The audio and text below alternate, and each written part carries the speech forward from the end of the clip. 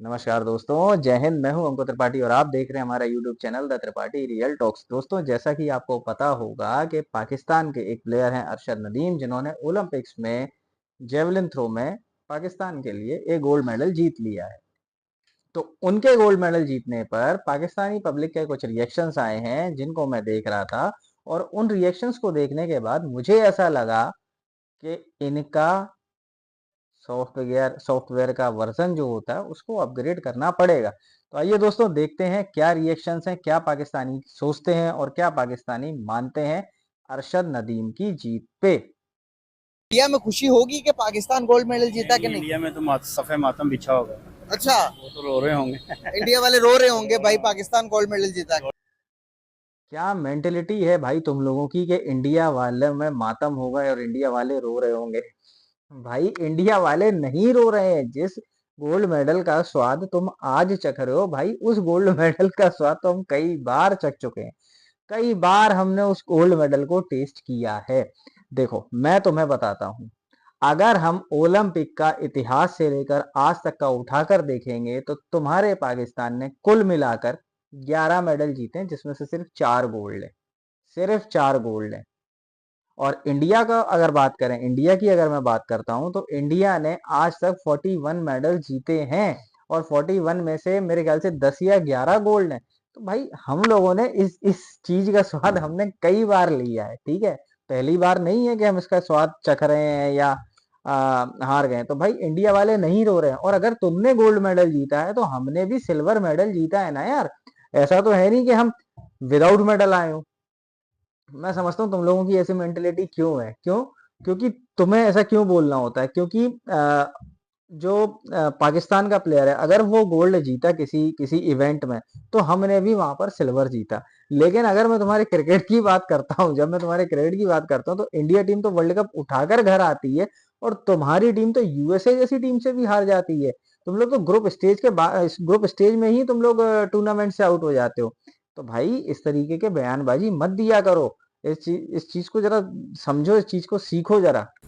लेकिन उनकी गवर्नमेंट ये ऐसे मैसेज सर, दे गवर्नमेंट की तो यहाँ पर बात ही नहीं कर रहा मैं। लोगों की जो प्यार मोहब्बत की बातें कर रहे हैं उनको क्यों नहीं पिक करते हम? लोगों में तो प्यार मोहब्बत है, लेकिन ये है कि बस ये दोनों तरफ से होना चाहिए। यार, क्या मेंटेलिटी है तुम लोगों की? ये दिमाग कहाँ से लाते हो यार? कहाँ से ये चूरन खा के आते हो तुम लोग? क्या मेंटेलिटी है तुम्हारी? भाई, मान गया, पाकिस्तानियों जैसा दिमाग और पाकिस्तानियों जैसी सोच ये दुनिया का वाहिद एक ऐसा मुल्क है, उसी के अंदर पाया जा सकता है। बाकी कहीं भी ऐसी मेंटेलिटी हो ही नहीं सकती, ठीक है। तुम कह रहे हो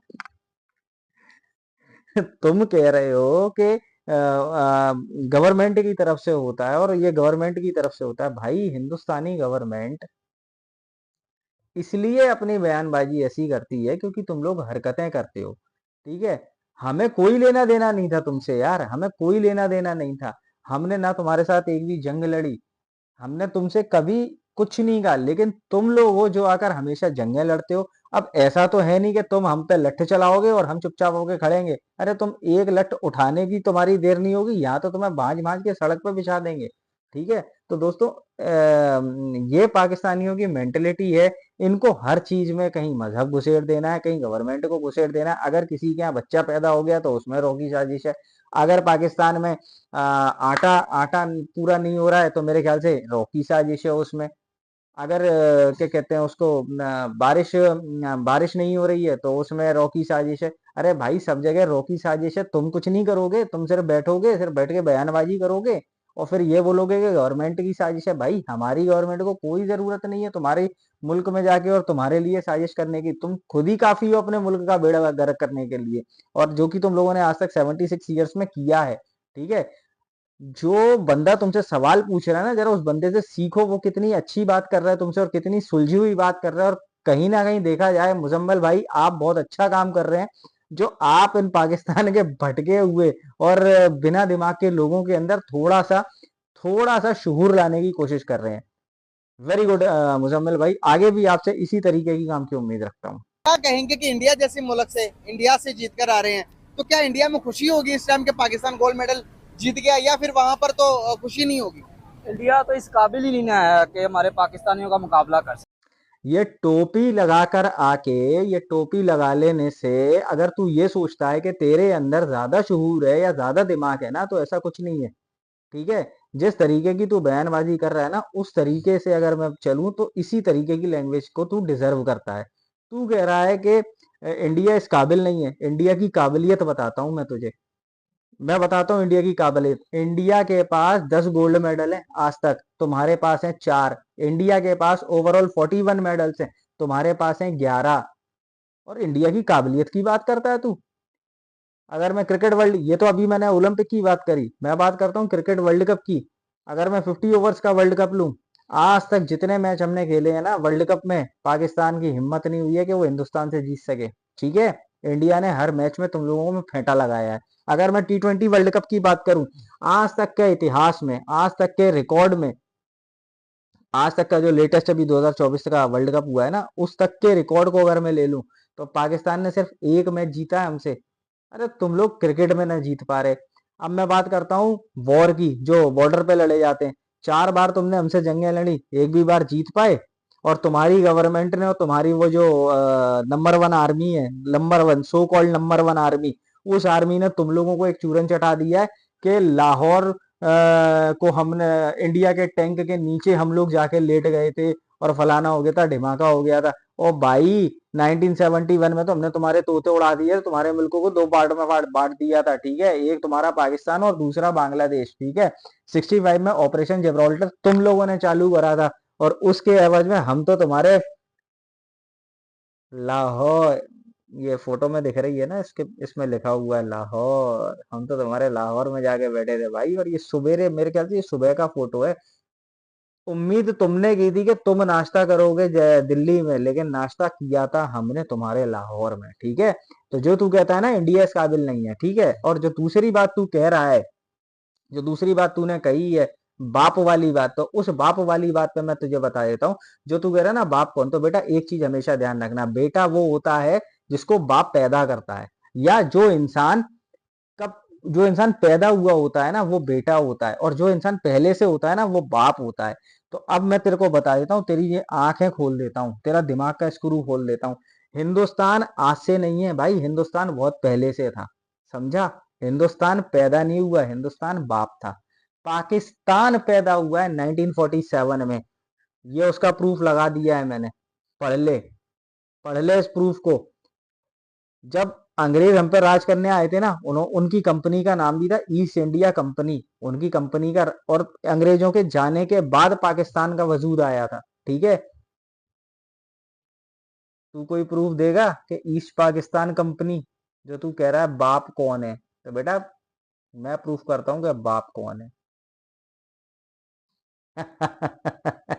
ये इंडिया समझता है कि पाकिस्तान कुछ भी नहीं है। हाँ, पाकिस्तान में गरीबी है, ये कुछ नहीं। वाकई गरीबी नहीं है, गरीबी है, मैं मानता हूँ गरीबी है, महंगाई बहुत ज्यादा है। लेकिन जब हमारे नौजवान ऐसे काम के दोस्तों ये पाकिस्तानी है ना, इनका ये अपने आप को खुद एक्सपोज करते हैं, ये मैं मेरी हर वीडियो में कहता हूँ, और इसका प्रूफ भी मैं आप लोगों को देता हूँ। आइए इसको भी जरा समझाते हैं। ये अपने आप को खुद एक्सपोज कर रहा है। हाँ भाई, हम तो मानते हैं कि तुम सबसे ऊपर हो, और हम तुम्हारी बराबरी नहीं कर सकते, हम करना भी नहीं चाहते। इसलिए तो यूएन के 139 डेजिग्नेटेड टेररिस्ट तुम्हारे यहाँ बैठे हुए हैं। इंडिया बहुत पीछे है। इंडिया तो कंपैरिजन ही नहीं है इंडिया का तुमसे इस चीज में। जिहाद की फैक्ट्री खोल रखी है तुमने, आतंकवाद की फैक्ट्री खोल रखी है तुमने। क्या तुम मुझे बता सकते हो कि इंडिया के अंदर कोई एक टेररिस्ट का नाम बता दो जिसको यूएन ने डेजिग्नेट किया हो कि भाई ये ग्लोबल टेररिस्ट है? बता सकता है? तो भाई हम तो है ही नहीं तुम्हारे बराबर इस चीज में। हाँ, अगर बाकी चीजों में बात करने बैठूं, इकोनॉमी में हम तुमसे आगे, जीडीपी में हम तुमसे आगे, गुर्बत में, जिस हमारे यहाँ जिसको गरीबी कहा जाता है, तुम्हारे यहाँ जिसको गुर्बत कहा जाता है, उसमें हम तुमसे आगे। ये देख ले, एक एक चीज का प्रूफ लगा दे रहा हूँ वन बाई वन करके। इकोनॉमी में हम कहाँ हैं, तुम कहाँ हो। जीडीपी में हम कहाँ हैं, तुम कहाँ हो। और अपना गुर्बत में हम किस नंबर पे हैं, तुम किस नंबर पे हो। हाँ, एक चीज में मैं भी थोड़ा कंफ्यूज हूँ, हैप्पीनेस इंडेक्स में, कि हैप्पीनेस इंडेक्स में पाकिस्तान का नंबर आगे है और इंडिया का नंबर पीछे है। जबकि इंडिया के अंदर सबको रोटी मिलती है, सब आराम से जीते हैं, सब आराम से खाते हैं। पाकिस्तान में आटे के लिए लाइनें लगती हैं, ला जूते चलते हैं, कहीं कोई किसी को लूटता है, कहीं कोई किसी को मारता है सिर्फ रोटी के लिए। फिर भी पाकिस्तान हैप्पीनेस इंडेक्स में इंडिया से आगे। इसमें भी मुझे किसी ना किसी की साजिश लगती है, किसी ना किसी की, ठीक है। और अगर मैं पासपोर्ट की बात करूं तो ये तुम्हारी रैंकिंग है पासपोर्ट की और इंडिया की रैंकिंग ये है। तो अब तुम बता दो कि हिंदुस्तान और पाकिस्तान का क्या कंपैरिजन बनता है, और पाकिस्तान किस लायक है और हिंदुस्तान किस लायक है। मिल गया प्रूफ, आ गया स्वाद। चल आगे बढ़ते हैं। इसे कहते हैं इसे कहते पाकिस्तानी हैं खिलाड़ी। पाकिस्तानी खिलाड़ी, हाँ इसे कहते हैं बाप कौन है। हाँ जी। क्या बात है यार, इस तरह के बयानात से ही दोनों मुल्कों के दरमियान नफरतें फैलती हैं। जी जी बिल्कुल, नहीं नहीं नफरतें नहीं। नफरतें फैलती हैं। Number one, so called number one army, उस आर्मी ने तुम लोगों को एक चूरन चटा दिया है कि लाहौर को हमने इंडिया के टैंक के नीचे हम लोग जाके लेट गए थे और फलाना हो गया था, ढिमाका हो गया था। ओ भाई 1971 में तो हमने तुम्हारे तोते उड़ा दिए, तुम्हारे मुल्कों को दो पार्ट में बांट दिया था, ठीक है। एक तुम्हारा पाकिस्तान और दूसरा बांग्लादेश, ठीक है।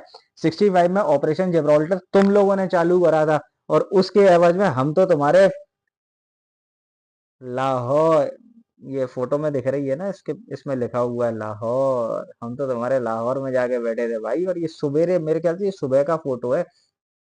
उम्मीद तुमने की थी कि तुम नाश्ता करोगे दिल्ली में, लेकिन नाश्ता किया था हमने तुम्हारे लाहौर में, ठीक है। तो जो तू कहता है ना इंडिया इस काबिल नहीं है, ठीक है। और जो दूसरी बात तू कह रहा है, जो दूसरी बात तूने कही है बाप वाली बात, तो उस बाप वाली बात पे मैं तुझे बता देता हूँ।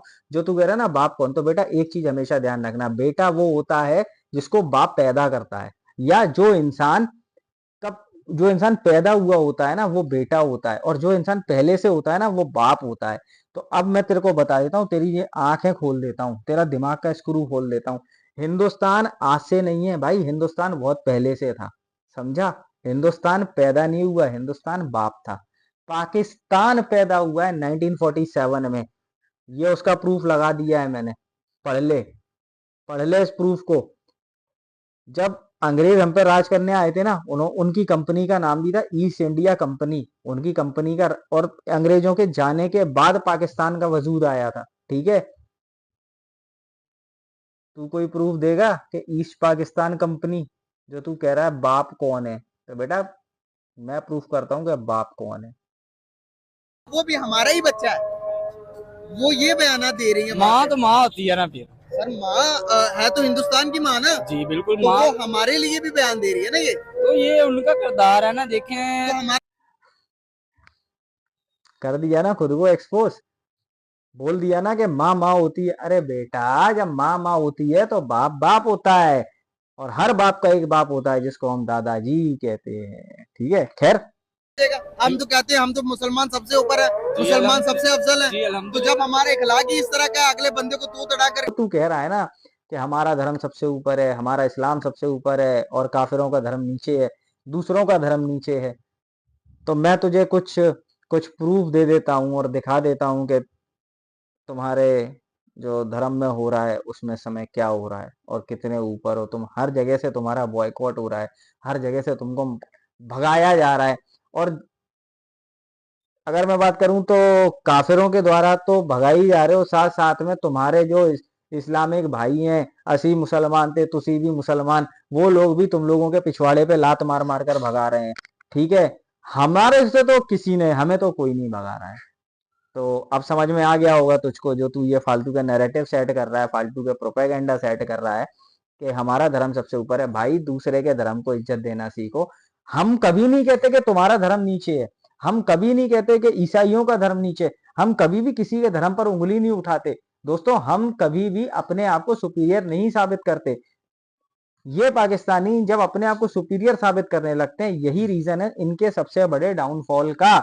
अब वो इनके ऊपर डिपेंड करता है कि इनको अपनी मेंटेलिटी में कितनी इन बातों को घुसेड़ना है, कितना नहीं घुसेड़ना है, और अपने आप को कितना आगे बढ़ाना है। अच्छी चीजें सीख कर। हालांकि ये जो एंकर है मुजम्मिल भाई काफी अच्छा काम कर रहे हैं, काफी सारी अच्छी चीजें इनको सिखा रहे हैं। मुजम्मिल भाई आप बहुत बढ़िया काम कर रहे हैं, मैंने अभी थोड़ी देर पहले भी यही चीज कही थी, मैं फिर ये चीज कह रहा हूँ। आप बहुत अच्छा काम कर रहे हैं और इसी काम को आगे बढ़ाते रहिए। बाकी दोस्तों अगर मेरी ये वीडियो आप लोगों को पसंद आई हो, जिस तरीके से मैंने इनको थोड़ा घुमाया है, इनके स्क्रू टाइट करें। अगर आप लोगों को मेरी ये वीडियो पसंद आ रही है तो मेरे इस वीडियो को ज़्यादा से ज़्यादा लाइक करें, मेरे इस वीडियो को लोगों के साथ शेयर करें और मेरे इस चैनल को सब्सक्राइब करें। आगे भी आपके लिए ऐसी ही वीडियो लाता रहूँगा और आपको एक एंटरटेनमेंट का डोज देता रहूँगा। मिलता हूँ आपसे नेक्स्ट वीडियो में, टिल देन गुड नाइट।